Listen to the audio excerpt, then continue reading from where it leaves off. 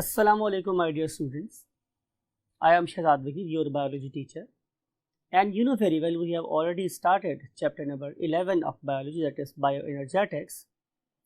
And in the last lecture we have discussed few things. For example, what is the ultimate source of energy? And then we discussed what is the significance of ATP, what was the significance of photosynthesis in establishment of what? Aerobic respiration. And then we discussed about the reactants of photosynthesis, and finally we discussed very important concept of what compensation point, because like your dual SIMs, plants have got dual metabolism. One of them was respiration, the other one was photosynthesis. So a point was there where rate of photosynthesis was becoming equal to the rate of respiration, and then rate of photosynthesis was increasing as the sun was rising. And at the time of dusk, meaning Ghurub-e Aftab, again the rate of photosynthesis was getting down and it was equivalent to rate of respiration again. So that very point was basically compensation point where rate of photosynthesis become equal to the rate of respiration. And today we want to move ahead and we want to see the experimental foundation or logics of what photosynthesis. So open up your brains and your copies, eyes, ears, everything, and be ready to have a beautiful lecture. Let's move to the whiteboard. Hello my dears, हम बहुत primitive time से photosynthesis के बारे में लोगों की curiosity के लिए जो उन्होंने एक्सपेरिमेंट किए, हम उसकी कुछ आज बातें करेंगे। ज़रूरी नहीं है कि हम सिर्फ और सिर्फ हर बात बुक के कॉन्टेक्स्ट में ही अंडरस्टैंड करें। कुछ कॉन्सेप्ट के इन्हांसमेंट के लिए हमें तारीख के झरोकों में भी झांकना चाहिए और देखना चाहिए कि लोगों ने किस किस अंदाज से बहुत छोटी छोटी बातों को सोचा, और आज 200-300 साल के एक्सपेरिमेंट्स के बाद हम इस मकाम पे खड़े हैं कि हम फोटोसिंथेसिस की हर चीज़ को जानते हैं, right. So very first experiment was with a very simple concept. वो कॉन्सेप्ट मेरे पास क्या था students? Look at this. There was a scientist, yes, he was genius of his time, अपने दौर का बड़ा कमाल आदमी था। उसके नाम था स्टूडेंट्स अरिस्टोटल। हम उसे उर्दू में अरस्तू के नाम से पढ़ते आए, राइट। इस अरिस्टोटल नामी साइंटिस्ट का ख्याल ये था कि प्लांट की मैस में इजाफा at the cost of soil होता है, यानी कि जब मैं किसी पौधे को ज़मीन में लगा दूंगा तो जितनी मट्टी है जो पौधे के अंदर ट्रांसफर होती रहेगी या उसमें से चीज़ें ट्रांसफ़र होगी तो पौधे का मैस इंक्रीज होगा। यानी कि उसका ख्याल ये था कि प्लांट की ग्रोथ किस पे डिपेंड कर रही है? सॉइल पे। तो इस चीज़ को टेस्ट करने के लिए एक एक्सपेरिमेंट किया गया, और वो एक्सपेरिमेंट जो था वो किसने किया स्टूडेंट? J.B. वॉन हेलमट ने किया। J.B. वॉन हेलमट ने किया। एक्सपेरिमेंट की बेसिस बड़ी सिंपल थी, लेकिन इन पर्टिकुलर एक्सपेरिमेंट्स के रिजल्ट में बहुत वैल्यूएबल लोगों को इन्फॉर्मेशन मिली। उसे टेस्ट करना था कि क्या वाकई ही सॉइल कन्वर्ट होती है किसमें? प्लांट बॉडी में। तो उसके लिए उसने क्या किया स्टूडेंट्स? ही टुक 2 प्लांट्स। ज़ाहिर है उसने हमारे लिए क्या लिए? 2 प्लांट्स लिए। और इम्पोर्टेंट बात कि ये दोनों plants should belong to the same species, कि उन्हें सेम स्पीशीज का होना चाहिए। ये बात बहुत दफ़ा मैं आप लोगों से डिस्कस कर चुका हूँ और बार बार रिवाइज करो ताकि आप लोगों के शोल्डर्स पे अभी से एक रिसर्च ओरिएंटेड ब्रेन डेवलप हो। तो ये सेम स्पीशीज के हमने 2 प्लांट ले लिए, और फिर इन दोनों प्लांट्स को बिफोर प्लांटेशन लगाने से पहले उसने क्या किया? उसने इनको वे कर लिया। वे करने का मतलब होता है स्टूडेंट्स उसको वजन कर लिया। Remember, all researches are useless if they are not properly documented. तो डॉक्यूमेंटेशन बहुत इंपॉर्टेंट। तो उसने नॉट ओनली उसको वे किया, बल्कि जो उसने वे किया उसने उसको प्रॉपर नोट डाउन कर लिया और डेट भी डाल दी कि किस डेट की बात है कि जब मैंने ये प्लांट को प्लांट किया था, राइट। नंबर 2 क्या किया स्टूडेंट? उसने जो सॉइल ऐड की उस पॉट में, सॉइल जो ऐड की उसकी क्वांटिटी भी सेम रखी। फॉर एग्जांपल अगर उसने प्लांट ए में 500 ग्राम सॉइल ऐड की है, तो प्लांट बी में भी उसने क्या ऐड की स्टूडेंट्स? 500 ग्राम सॉइल ही ऐड की। सो नोन क्वांटिटीज ऑफ सॉइल उसने ऐड कर दी और उसके बाद जाहिर है उन्हें किसी गमले में लगा दी। After 3 or 4 years, now it was a time to test the hypothesis proposed by Aristotle. 4 साल के बाद उससे जाहिर है फिर क्या किया स्टूडेंट्स? दोबारा से प्लांट को निकाला और प्लांट को वे किया, राइट। उसके बाद उसने सॉइल को लिया दोनों प्लांट्स की और उनको भी उसने क्या कर लिया? वे कर लिया, मीन उसका वेट कर लिया। दोनों को वेट करने के बाद उसे क्या पता चला स्टूडेंट्स कि सॉइल के अंदर there is no significant decrease. जब मैं वर्ड यूज करता हूं सिग्निफिकेंट से मतलब खातिर खा चेंज नहीं आई, थोड़ी बहुत चेंज आई। वो तो जब आपको पता है हम किसी में कोई पानी देंगे उस पौधे में तो थोड़ी बहुत तो उसके साथ भी नीचे सुराख में से मट्टी निकल सकती है, but there was no significant change, कोई खास चेंज नहीं आई थी in the weights of what? Soil. लेकिन there was a very very significant change. मिसाल के तौर पे कि जो मेरे पास एक 400 ग्राम का प्लांट था, अब वो फॉर एग्जाम्पल 4000 ग्राम का प्लांट बन चुका था। So there was a very significant change in the weight of the plant and there wasn't a significant change in the soil. तो साबित हो गया कि प्लांट की ग्रोथ के लिए सॉइल जरूरी है, लेकिन डेफिनेटली कुछ एसेंशियल्स हैं जो प्लांट सॉइल से ऑब्टेन कर रहा होता है। तो ये जो पहला मिथ था इट वाज बस्टर्ड अवे कि सॉइल प्लांट बॉडी में कन्वर्ट होती है, राइट माय डियर स्टूडेंट्स। उसके बाद स्टूडेंट्स फिर हम एक और साइंटिस्ट की बात करते हैं। उस पर जो साइंटिस्ट ने हमें क्या बताया, हम मूव कर रहे हैं एक्सपेरिमेंट नंबर 2 पे।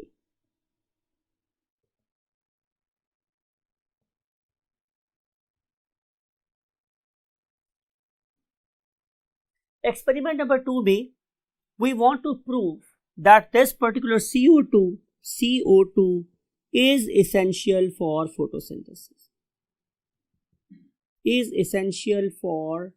photosynthesis. इसको थोड़ा सा आगे भी डिस्कस करेंगे, लेकिन इसको स्टडी करने के लिए अभी बहुत ज़्यादा जरूरत इस बात की है कि हमें सबसे पहले ये पता हो कि अगर CO2 इस्तेमाल हो रही है तो बेसिकली उससे प्रोड्यूस क्या होता है। तो हमारे साइंटिस्ट ने अंदाजा लगाया कि बेसिकली सबसे पहले इस पर्टिकुलर प्लांट में जो चीज detectable that was a carbohydrate and that carbohydrate was nothing other than starch,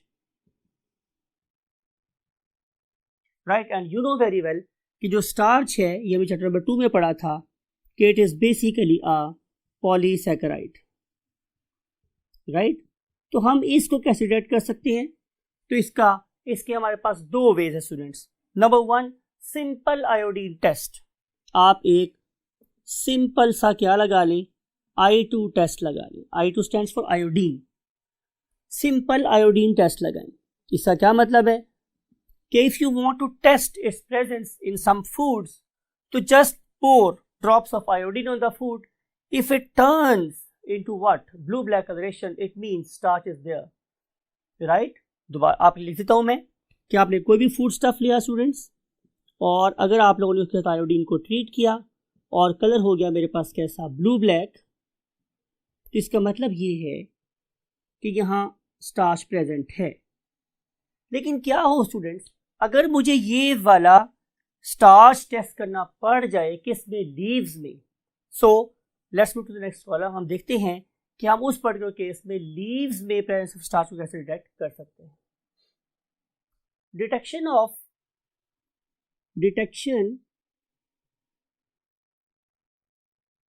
of starch in leaves.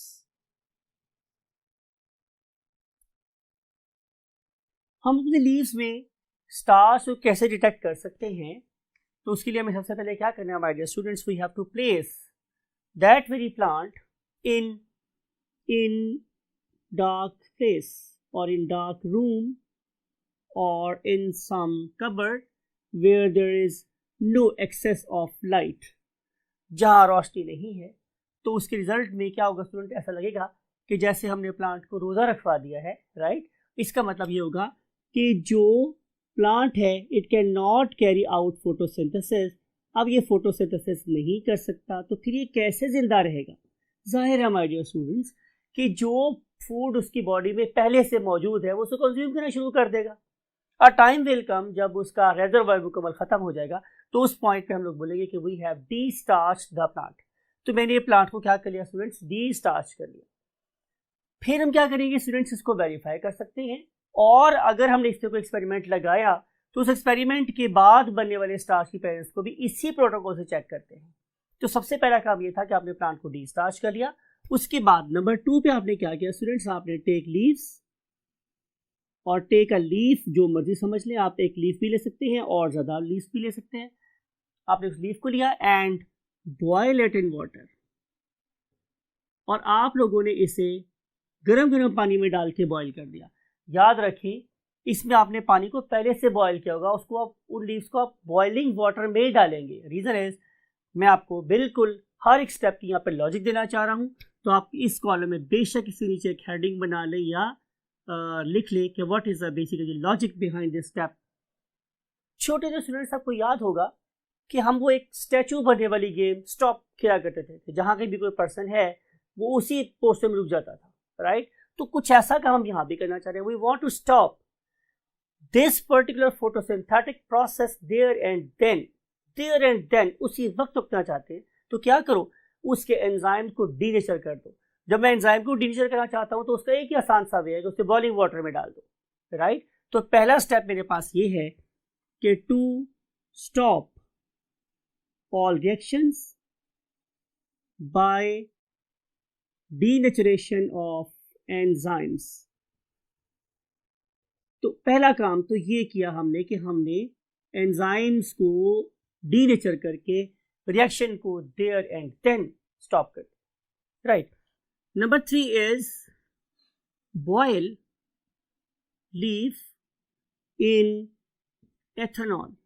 आप लोग इथाइल अल्कोहल लेंगे और उसमें इस पर्टिकुलर लीफ को बॉयल करेंगे इन वाटर बाथ।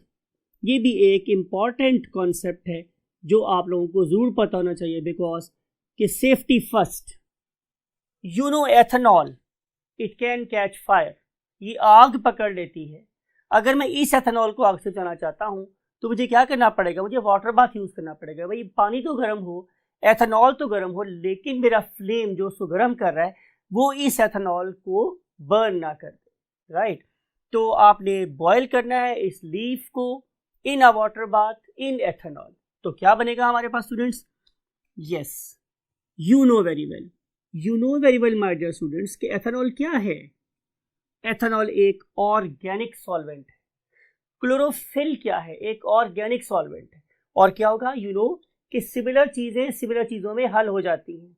तो क्या होगा, ऑर्गेनिक एथेनॉल ऑर्गेनिक क्लोरोफिल को अपने अंदर डिजॉल्व कर लेगी, इट विल कम आउट। तो इसका मतलब ये होगा to dissolve and remove chlorophyll from the leaves. ये हमने काम करना था, इसलिए हमने ये वाला स्टेप किया है। अब अगली बात ये कि भाई मैं क्लोरोफिल को यहां से रिमूव क्यों करना चाह रहा हूं। आंसर इज कि जो इस पर्टिकुलर स्टेप का एंड रिजल्ट है वो कलर बेस है, और अगर मैं प्री एग्जिस्टिंग कलर को उसमें से रिमूव नहीं करूंगा तो I can not estimate the exact and result. तो इस लिहाज से मुझे इस ग्रीन कलर को वहां से एलिमिनेट करना है, वहां से रिमूव करना है। तो उसका बेस्ट वे क्या है कि क्लोरोफिल को अल्कोहल में डिसॉल्व करो और वहां से बाहर निकाल दो। जब आपका लीफ बिल्कुल ग्रीन लेस हो जाएगा या ट्रांसपेरेंट हो जाएगा तो आप लोग नेक्स्ट स्टेप पे मूव करेंगे, वरना बार बार एथेनॉल इसमें डाल के उस पर्टिकुलर चीज मीन क्लोरोफिल को वहां से ड्रेन आउट करते रहेंगे, right. Now we want to move to the next step. अगर आपका लीफ बिल्कुल क्या हो गया स्टूडेंट्स, क्लोरोफिल लेस हो गया है, तो आप नेक्स्ट स्टेप ये करेंगे कि boil the leaf in water again. अब आप उसे दोबारा से वाटर में बॉयल करोगे। अब क्या जरूरत है वाटर में बॉयल करने की, तो जरा बातों गौर से सुनिए। जब मैं एथेनॉल में लीफ को बॉयल करता हूं तो क्लोरोफिल तो वहां से निकल जाता है, लेकिन लीफ बुरे तरीके से बहुत बैडली डिहाइड्रेट हो जाता है। आपके लिए एक टर्म यूज करो ताकि आपको बात समझ आ जाए। तो ये किसी स्लांटी की तरह से क्रिस्पी हो जाता है। या अगर मैं आपको थोड़ा सा किसी मेले वगैरह पे ले जाऊं तो आपको पता है कि वहां पे पापड़ मिलते हैं, that is very crispy one, right. तो जब मैं उस पर्टिकुलर लीफ को देखता हूं तो वो भी क्या हो जाता है, ब्रिटल, क्रिस्पी। तो अब इस पर्टिकुलर ब्रिटल या क्रिस्पी लीफ को टूटने से बचाने के लिए मैं क्या करता हूं कि मैं इसके वाटर में बॉयल कर देता हूं। रिजल्ट में क्या होगा, to soften the leaf. Logic क्या है, टू सॉफ्टन द लीफ। मैं लीफ को नरम करने के लिए मैंने ये वाला काम किया था। जब ये लीफ सॉफ्ट हो जाएगा तो नंबर 5 स्टेज पे आ जाएंगे। Place leaf on a white ceramic tile. आप उसे वाइट सिरामिक टाइल पे प्लेस कर दोगे।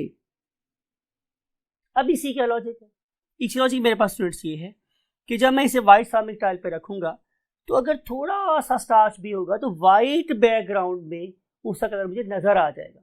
सो to have a clear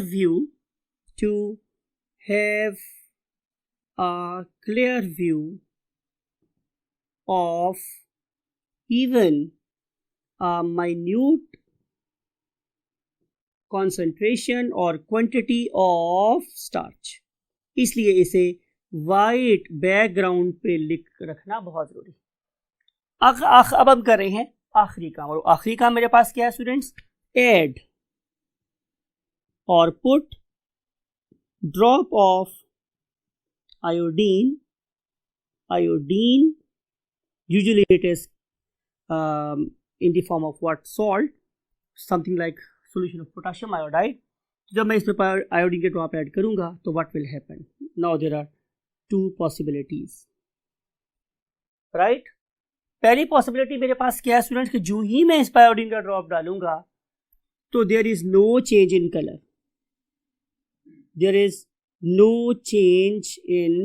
color, यानी कि आप लोगों को अगर मैं ये पूछूं माय डियर स्टूडेंट्स कि आयोडीन का अपना रंग क्या है, तो आप मुझे फौरन जवाब देंगे कि सर वी डोंट नो। लेकिन मैं आपको बता रहा हूँ कि आप में से ऑलमोस्ट हर बंदे को आयोडीन का रंग पता है। अगर नहीं तो आप मेरी बात को गौर से सुनिए। मेरा ख्याल है कि आज ऑलमोस्ट हर घर में पायोडीन तो पड़ी होती है, जख्मों को साफ करने की मेडिसिन में पायोडीन, राइट।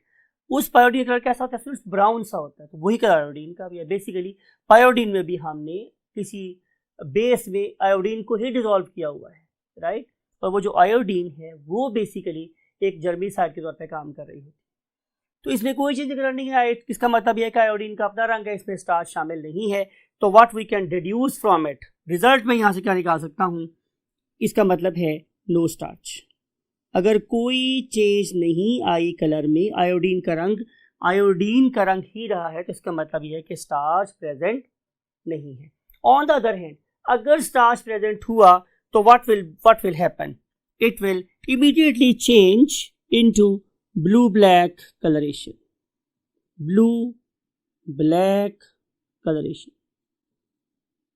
right। तो अगर मेरे पास ब्लू ब्लैक कलरेशन बन गई तो कॉमन सेंस है कि यहाँ पे स्टार्च प्रेजेंट है। तो we can write in red starch is present.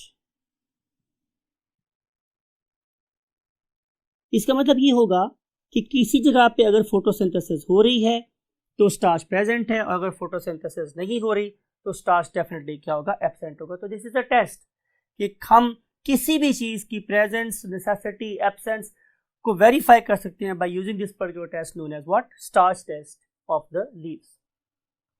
बहुत quickly without wasting a moment हम इसको रिवाइज करते हैं। सबसे पहले आप लीफ लेंगे, उस लीफ को आप वाटर में बॉईल करेंगे to stop all the reaction there and then.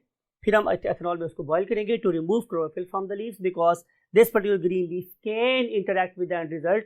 So try to eliminate this color from here, and then we will boil the leaf in water again because we want to soften the leaf, because alcohol was a dehydrating agent. After making the leaves very soft, we will place it on the white ceramic tile to have a clear view of the minute concentration of starch, and then we will add iodine drop onto it, and then we will observe the color change. If there is no change in color, it means starch is absent, and if it change into black, blue-black coloration or its any shade, it means starch is present in minute concentration and very high concentration. So ये सारे के सारी basis थी, और अब हम देख रहे हैं कि हम इस पर्टिकुलर चीज़ को यूज़ कहाँ कर सकते हैं. तो यू नो वेरी वेल, आप ग्रेड 9 में पढ़ के आए हैं कि हमने डिफरेंट पैरामीटर्स यूज़ किए थे किसकी स्टडी करने के लिए, फॉर्मेशन ऑफ ग्लूकोज को स्टडी करने के लिए. For example, light is essential, oxygen produce during photosynthesis, CO2 is essential for photosynthesis, all this stuff. इन सब चीज़ों को वेरीफाई करने के लिए for photosynthesis light is essential for photosynthesis.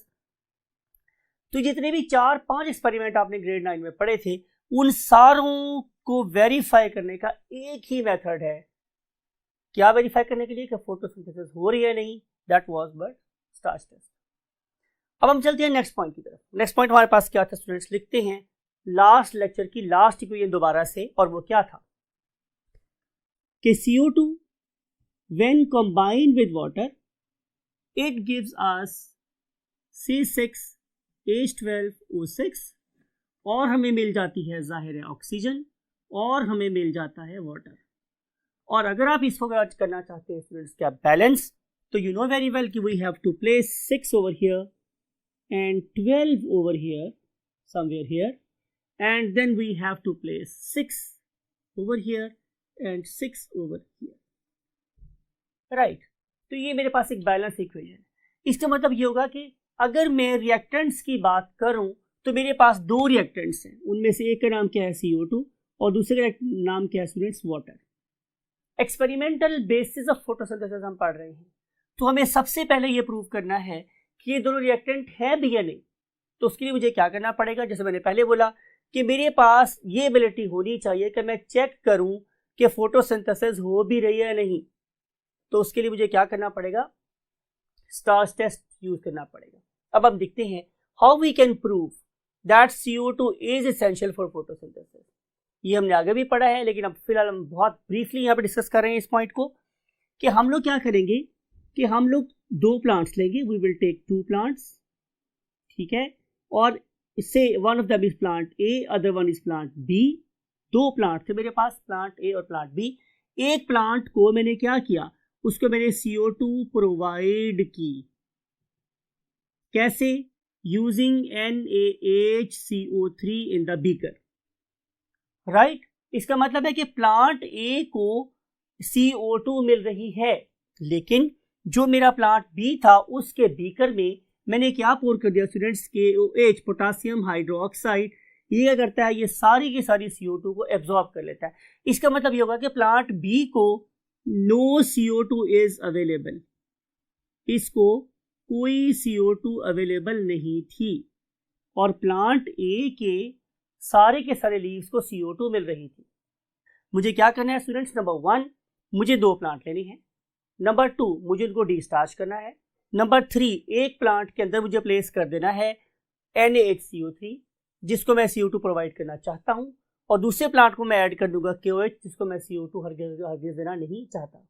फिर मैं क्या करूंगा स्टूडेंट्स कि मैं इन पर्टिकुलर प्लांट्स के लीव्स लूंगा, place in sunlight for 3 to 4 hours, ये हम लोग कर लेंगे.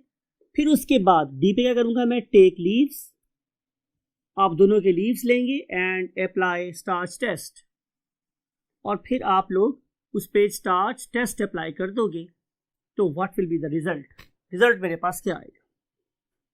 रिजल्ट मैंने ये देखा कि जो मेरे पास था ना प्लांट ए उसका जो लीफ मैंने लिया हुआ था, ये कैसा कन्वर्ट ये हो गया ब्लू ब्लैक. इसका क्या मतलब हुआ डियर स्टूडेंट्स, ब्लू ब्लैक होते ही मुझे पता चल गया कि जिस प्लांट को मैं CO2 दे रहा हूं वो बेसिकली फोटोसिंथेसिस करने के काबिल हुआ, और उसने क्या बना दिया, डेफिनेटली स्टार्च। तो जब स्टार्च बन रहा है तो फोटोसिंथेसिस हो रही है। ऑन द अदर हैंड, जब मैंने लिया स्टूडेंट्स क्या, लीफ बी, यानी कि प्लांट बी में से मैंने लीफ लिया, तो मुझे ये पता चला कि there is no change in colour. जब ये वाला लीफ ब्राउन ही रहा, मीन आयोडीन के कलर का ही रहा, तो फिर मुझे क्या पता चल गया कि यहाँ पे फोटोसिंथेसिस नहीं हुई। तो हेंस मैंने ये साबित कर दिया स्टूडेंट्स कि CO2 is essential for photosynthesis. अगर CO2 होगी तो फोटोसिंथेसिस होगी, और अगर CO2 ना हुई तो फोटोसिंथेसिस नहीं होगी। अब हम करते हैं आज के लेक्चर की आखिरी बात, जो सबसे इंपॉर्टेंट है और जो आपकी बुक का टॉपिक भी है, वो ये है कि how we can prove that water is essential for photosynthesis. So let's move to the first column again.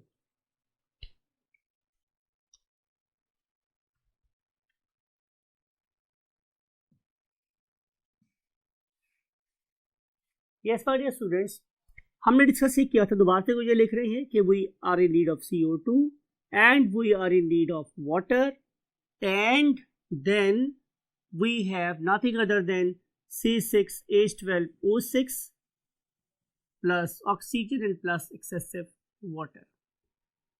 And you know very well we have to have another very important thing over here, and that very important thing is definitely sunlight or any other visible light, and plus we have to have what, living chlorophyll. तो जब ये सारी की सारी pre requisites present होंगी तो जाहिर है प्लांट क्या करेगा, फोटोसिंथेसिस, और क्या बना देगा, ग्लूकोज। क्या मैं प्रूव कर सकता हूँ स्टूडेंट्स कि वाटर बहुत इसेंशियल है फॉर फोटोसिंथेसिस? तो सिंपल सा आंसर ये कि आप एक प्लांट लें और एक को आप पानी दें और दूसरे को आप पानी ना दें, तो जिसको आपने पानी नहीं दिया होगा जाहिर है वो ऐसा मुरझा जाएगा, उसकी डेथ हो जाएगी। इसका मतलब ये है कि फोटोसिंथेसिस के लिए वाटर, या पौधे की लाइफ के लिए वाटर बहुत ज़रूरी है। अब हम चलते हैं इससे अगले पॉइंट पर। अगला पॉइंट मेरे पास ये था स्टूडेंट्स कि देखें, एक मेरे पास CO2 और एक मेरे पास वाटर है। जरा बात को अपने गौर से सुनना स्टूडेंट्स। अब देखें कि यहाँ पे मेरे पास क्या है, ऑक्सीजन, राइट। सिमिलरली एक ऑक्सीजन मेरे पास कहाँ है, यहाँ, दो जगहों पे ऑक्सीजन। इनमें से डेफिनेटली एक जगह वाली ऑक्सीजन यहाँ इस्तेमाल हुई है और दूसरी ऑक्सीजन यहाँ as a by product produce हुई, राइट। या तो ये CO2 पूरी की पूरी यहाँ इस्तेमाल हो गई है और वाटर की हाइड्रोजन इसके अंदर शामिल हो गई है, या फिर स्टूडेंट्स ये हो सकता है कि ये वाला मॉलिक्यूल सारे का सारा आके इस C से मिल गया और O2 लिबरेट हो गई। यानी कि we can suspect that this particular CO2 is giving off what, oxygen। पहला हमारा शक ये है कि CO2 ऑक्सीजन प्रोड्यूस करता है, लेकिन जो दूसरा हमारा शक है कि नहीं, CO2 में से ऑक्सीजन नहीं आ रही, basically water is giving of what, oxygen. अब इसके लिए एक साइंटिस्ट था स्टूडेंट्स, उसका नाम था वॉन नायल। आप इसे नील भी बोल सकते हैं, whatever you want to pronounce, no problem at all. Year was 1930। Yes, he was basically working on photosynthetic bacteria। किस पे काम कर रहा स्टूडेंट्स? वो फोटोसिंथेटिक बैक्टीरिया पे काम कर रहा था। आपने बात को स्टूडेंट्स बहुत गौर से देखना है कि हम अगर कोई भी बात करते हैं साइंस में तो डेफिनेटली उसके पीछे हमारी कोई ना कोई रिसर्च या कोई ना कोई एक्सपेरिमेंट इन्वॉल्व होता है। इसका व्यू ये था कि source of oxygen is water and not और never CO2। But remember, it was his hypothesis. ये उसका अपना हाइपोथेसिस था सिर्फ। क्यों उसका हाइपोथेसिस था? बिकॉज कि जब उसने फोटोसिंथेटिक बैक्टीरिया पे एक्सपेरिमेंट किया तो जितनी भी CO2 वो प्रोवाइड करता था, राइट, वो सारी की सारी फिक्स हो जाती थी और उसमें से कोई ऑक्सीजन प्रोड्यूस नहीं होती थी। मैं दोबारा ड्रॉ कर रहा हूं आप लोगों के लिए, आपको समझाने के लिए कि लुक एट दिस। ये मेरे पास एक फोटोसिंथेटिक बैक्टीरिया है जो वाटर यूज नहीं कर रहा, it is not using water, it is doing photosynthesis with some other source, and whenever he supplied any CO2 to this particular what photosynthetic bacteria, so it was not giving off what? Oxygen. चूंकि CO2 के इस्तेमाल के result में oxygen पैदा नहीं होती थी, तो उसका व्यू ये था कि इस पर्टिकुलर CO2 को अगर देखा जाए तो ऑक्सीजन का सोर्स नहीं है, बल्कि source of oxygen should be water. लेकिन बात भी वही हो रही है स्टूडेंट्स कि हम साइंस के लोग कभी हाइपोथेसिस पे बिलीव नहीं रखते, हम हमेशा इस पर्टिकुलर हाइपोथेसिस को always put into some testing. तो उसके लिए हम देखते हैं कि आने वाले लोगों ने अप्रोक्सीमेटली 10 साल के बाद जब डिस्कवर हो गया था व्हाट मास स्पेक्ट्रोमीटर, तो उसको यूज करके उन्होंने इस हाइपोथेसिस को कैसे वेरीफाई किया। So let's move to the next board.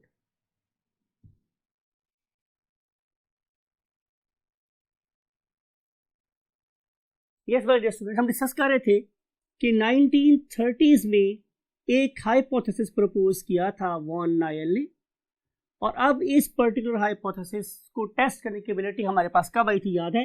1940s में इसको टेस्ट किया गया, इसको वेरीफाई किया गया। और उसके लिए 1940 में ग्रुप ऑफ साइंटिस्ट ने क्या किया? उन्होंने 2 ग्रुप लिए प्लांट के। फॉर एग्जांपल उन्होंने 10 प्लांट्स ग्रुप ए में ले लिए और उन्होंने 10 प्लांट्स ही ले लिए किस में? ग्रुप बी में। ये ग्रुप बी था और ये था ग्रुप ए। इंपॉर्टेंट, हमेशा बोलता हूं जो स्पीशीज इन प्लांट्स की है वही स्पीशीज इन प्लांट की भी होनी चाहिए, राइट। अब इन ग्रुप्स को बनाने के बाद उन्होंने क्या किया माय डियर स्टूडेंट्स? उन्होंने लैब में 2 बड़ी स्पेशल चीजें बनाई। उनमें से एक का नाम क्या था? वाटर। ये क्या बात हुई, बड़ी स्पेशल चीजें बनाई? भाई मैं बता रहा हूं कि आमतौर पर जो वाटर मेरे पास होता है उसका जो मोलेक्युलर मास है वो कितना है? जाहिर है 2 इसका और 16 इस ऑक्सीजन का, because it is O16, right. इसका कितना है? 1। चूंकि इसके 2 एटम इस्तेमाल हुए तो 1 × 2 2 और 16 × 1 16। तो जब मैं इन दोनों को ऐड करूंगा तो हमारे वाटर का नॉर्मल मोलेक्युलर मास कितना हो जाएगा? 18। 16 + 2 18। लेकिन उन्होंने क्या किया? उन्होंने लैब में इस ऑक्सीजन की जगह पे इसका एक स्टेबल आइसोटोप इस्तेमाल किया, उसका नाम क्या था? O18। तो अब क्या बनेगा मेरे पास स्टूडेंट्स? H क्या बनेगा मेरे पास? 2। और चूंकि अब मैं इस्तेमाल कर रहा हूं O18, तो जब मैं यहां पे O18 इस्तेमाल करूंगा तो अब ये वाला वाटर नॉर्मल नहीं रहेगा, बल्कि ये एक हैवी वाटर बन जाएगा।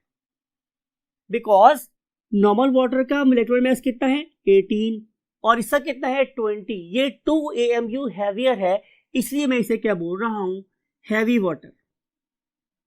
याद रखिए ये बात स्टूडेंट्स, ये है कि ये वाला जो पानी है ये रेडियो एक्टिव नहीं है, बिकॉज कि ये जो ऑक्सीजन है ये रेडियो एक्टिव नहीं है, ये इसका एक स्टेबल आइसोटोप है। So try to eliminate this confusion from your mind कि ये बेसिकली एक स्टेबल आइसोटोप ऑफ ऑक्सीजन है, लिहाजा मैं इसकी प्रेजेंस को रेडियो एक्टिव डिटेक्टर से मींस गैगर मुलर काउंटर से डिटेक्ट नहीं कर सकता। इसके लिए मुझे कुछ और यूज करना पड़ेगा। वो कैसे इस्तेमाल करते हैं हम बाद में डिस्कस करते हैं।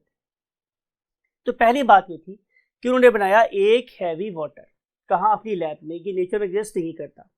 नंबर 2 हमने क्या किया स्टूडेंट्स? यू नो कि अगर मैं किसी CO2 की बात करूं तो आपको पता है स्टूडेंट्स कि CO2 का मोलेक्युलर मास क्या बनेगा? यू नो इसका नॉर्मल एटॉमिक मास कितना है? 12 और इसका कितना है मेरे पास? 16, राइट। तो अगर मैं इसको ऐड करूंगा तो 12 + 32 हो जाएगा कितना? 44। So normal molecular mass of normal carbon dioxide is what? 44। लेकिन हमने क्या किया स्टूडेंट्स कि हमने इस वाले केस में C14 नहीं इस्तेमाल की, बल्कि रेडियो एक्टिव आइसोटोप यूज किया। यहाँ का यूज किया था स्टेबल आइसोटोप, रेडियोएक्टिव नहीं था। यहाँ पे मैंने यूज किया है यहाँ पे यूज किया मैंने radio active isotope of carbon, और वो क्या था C14। इसका मतलब ये है कि जब मैं 14 के साथ 32 को मिलाऊंगा तो ये बन जाएगा क्या 46। Now look at this, it is a radio active CO2। Experimental foundations को समझें। इस वाले केस में मैंने क्या की, हैवी वाटर इस्तेमाल किया, ये रेडियोएक्टिव नहीं है, और इसमें मैंने इस्तेमाल की क्या, रेडियोएक्टिव CO2, ये स्टेबल नहीं है। अगर मैं इसको डिटेक्ट करना चाहता हूं, इसकी प्रेजेंस को, तो मुझे यूज करना पड़ेगा क्या, मैस स्पेक्ट्रोमीटर। क्या यूज करना पड़ेगा स्टूडेंट्स इसको डिटेक्ट करने के लिए, मैस स्पेक्ट्रोमीटर। और अगर मैं इस पर्टिकुलर CO2 को डिटेक्ट करना चाहता हूं तो I must use what, Geiger counter, Geiger Muller counter, और simply Geiger counter. This particular group of scientists was blessed with both facilities, कि इनके पास मैस स्पेक्ट्रोमीटर भी था और इनके पास गैगर काउंटर भी था, तो अब एक्सपेरिमेंट को स्टार्ट कर सकते थे। उन्होंने किया क्या स्टूडेंट्स, उन्होंने इन प्लांट्स को क्या दी, बात याद रखिएगा, ये कॉलम किसका है, ये ग्रुप ए का कॉलम है, राइट, ये ग्रुप ए का कॉलम है, और ये कॉलम किसका है स्टूडेंट्स, ग्रुप बी का। ग्रुप ए के पौधों को क्या था प्लांट, आपको याद है स्टूडेंट्स, बताता हूं हम लोगों को, ये थी बेसिकली एक एल्गी, और उस पर्टिकुलर एल्गी का नाम क्या था, क्लोरेला।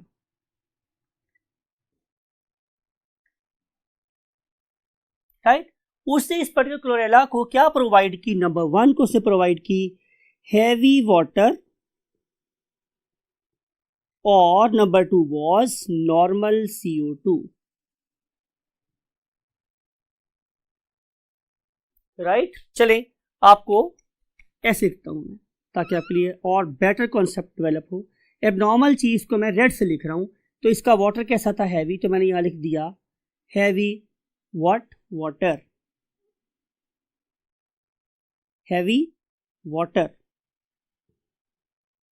और यहां हमने क्या किया, यहां हम लोगों ने इस ग्रुप ऑफ प्लांट्स को हमने दिया नॉर्मल वाटर, नॉर्मल वाटर। और यहां पे मैंने क्या यूज की students, radio active CO2, radio active CO2। अब जरूरत किस बात की थी कि मैं इन पर्टिकुलर प्लांट्स में से प्रोड्यूस होने वाली गैस को कलेक्ट करूं, तो उसके लिए मैंने इस पर्टिकुलर प्लांट के गिर्द क्या लगा दिया, पॉलीथीन बैग लगा दिया, और इन प्लांट से गिर्द भी मैंने क्या लगा दिया स्टूडेंट्स, पॉलीथीन बैग। राइट, फिर मैंने क्या किया, फिर मैंने इस पर्टिकुलर गैस को एक सिरिंज में कलेक्ट किया, इस गैस को सिरिंज में कलेक्ट किया एक सिरिंज में, और इसको भी मैंने गैस को सिरिंज में कलेक्ट कर लिया, और उसके बाद में जो गैस मैंने कलेक्ट की यहाँ पे सिरिंजेस से स्टूडेंट्स, उनको मैं लेके गया किसके पास स्टूडेंट्स, मैस स्पेक्ट्रोमीटर के पास, मैस स्पेक्ट्रोमीटर के पास। और आपको पता है कि मैस स्पेक्ट्रोमीटर आपने केमिस्ट्री में, फिजिक्स में बहुत डिटेल से पढ़ा होगा कि उसके लिए हम लोग काफ़ी स्टेप्स करते हैं, समथिंग लाइक सबसे पहले हम लोग उसको वेपोराइज करते हैं, फिर हम उसको आयनाइज करते हैं, फिर हम उसकी बीम फॉर्मेशन करते हैं, फिर हम उसको मैग्नेट की मदद से डिफ्लेक्ट करते हैं, और डिफ्लेक्ट करने के बाद इवेंचुअली हमारे पास एक ग्रिड होता है, उस पर्टिकुलर ग्रिड के ऊपर हम देखते हैं कि हमारे पास एक पीक आ रही है या हमारे पास 2 पीक्स आ रही हैं। तो बहरहाल ये ज़ाहिर फिजिक्स और केमिस्ट्री का काम है, मैं सिर्फ यहाँ बताना चाहता हूँ कि उन्होंने मैस स्पेक्ट्रोमीटर यूज़ किया। मैस स्पेक्ट्रोमीटर के बाद उन्हें इस बात का पता था कि किस पॉइंट पे हिट होगा तो ज़ाहिर O18 बनेगी, और किस पॉइंट पे हिट होगा तो O16 बनेगी। तो जब मैंने इस पर्टिकुलर ग्रुप ए के प्लांट्स में से ऑक्सीजन लेने के बाद जो गैस कलेक्ट हुई थी उसकी बात कर रहा हूँ, उस लेने के बाद उसको मैस स्पेक्ट्रोमीटर पे अप्लाई किया, तो पता चला कि यहाँ पे जो पीक बन रही है, जो ग्राफ बन रहा है, वो बिल्कुल O18 जैसा था। राइट, तो जब जाहिर है मेरे पास O18 जैसा था, तो जाहिर है यहां मैंने क्या दिया हुआ था, हैवी आइसोटोप। तो जाहिर है अब जो गैस यहाँ से बनी उसका सोर्स क्या था, वाटर। और जब मैंने इस पर्टिकुलर प्लांट में से गैस लेने के बाद उसको मैं स्पेक्ट्रोमीटर में से गुजारा तो वो बिल्कुल कैसा था, O16 जैसा था, ये O18 जैसा नहीं था। इसका मतलब ये हुआ कि इससे ये बात कंफर्म हो गई कि वाटर जो है वो ऑक्सीजन का सोर्स है, CO2 ऑक्सीजन का सोर्स नहीं है। लेकिन हम कभी एक बात को वेरीफाई करके दूसरी को नलीफाई नहीं करते, पर हम उसको भी इवेलुएट करते हैं। तो उसके लिए हम लोगों ने अब इस एक्सपेरिमेंट को भी टेस्ट करना था। तो कैन यू गेस कि ये वाली CO2 मुझे कहाँ मिल सकती है? तो जाहिर है अगर वाटर का सोर्स, अगर ऑक्सीजन का सोर्स वाटर, तो फिर सारी की सारी CO2 मुझे मिलेगी लीव्स के अंदर। तो मैंने ये वाले लीव्स लिए और उनको ले गया मैं किसके पास, गाइगर काउंटर के पास। इट इज नंबर 2 स्टेप कि मैं उसे गाइगर काउंटर के पास ले जाऊं। तो जब मैं इसे गाइगर काउंटर के पास लेके गया स्टूडेंट्स, तो मुझे ये पता चला कि अब यहाँ पे कोई रीडिंग नहीं आ रही, no reading in the Geiger counter because CO2 was normal. लेकिन जब मैं गाइगर मूलर काउंटर को इन पर्टिकुलर लीव्स के पास लेके गया तो वहाँ पे डेफिनेट बहुत हैवी किस्म की बीपिंग स्टार्ट हो गई। इससे ये पता चल गया कि जितनी CO2 है वो सारी की सारी हमारे लीफ में इनोकुलेट हो जाती है, उसमें इस्तेमाल हो जाती है। और जो वाटर है basically it dissociate itself into what, hydrogen and oxygen, and hydrogen further split into protons and electrons. तो ये थी हमारे पास what experimental basis of photosynthesis. I hope इन सारी बातों के बाद आपको पता चला होगा कि नंबर 1, अगर मैं एक्सपेरिमेंट करना चाहता हूँ किसी प्लांट पे और मैंने डिटेक्ट करना हो कि फोटोसिंथेसिस हो रही है या नहीं, तो I have to carry out what, starch test. ठीक है, और स्टार्च टेस्ट 2 तरह का हो सकता है, सिंपल, उसमें एडिटिव डाल देते हैं। लेकिन अगर मुझे उसे लीफ पे अप्लाई करना हो तो I have to follow a very long protocol. तो तब मुझे इवेंचुअली क्या पता चलता है कि लीफ में स्टार्च प्रेजेंट था या नहीं था। फिर उसके बाद हमने ये देखा कि अगर हम इक्वेशन को करें बैलेंस तो फिर हमें 6 CO2 इस्तेमाल होते हैं, 12 वाटर इस्तेमाल होते हैं, और क्या इस्तेमाल होती है स्टूडेंट्स, क्लोरोफिल और सनलाइट। तो क्या प्रोड्यूस होता है, 6 molecules of oxygen and 6 molecules of hot water and 1 molecule of glucose, right. और फिर हमने ये प्रूव किया इस during the course of this lecture कि वाटर CO2 का वाटर सोर्स है ऑक्सीजन का या CO2 सोर्स है ऑक्सीजन का। इस एक्सपेरिमेंट में हमने ये भी प्रूव किया कि ऑक्सीजन का जो सोर्स है वो वाटर है या CO2 है। आपसे मिलेंगे अब नेक्स्ट लेक्चर में किसी और टॉपिक के साथ। So till next lecture, take very good care of yourself and your great parents. अल्लाह हाफिज।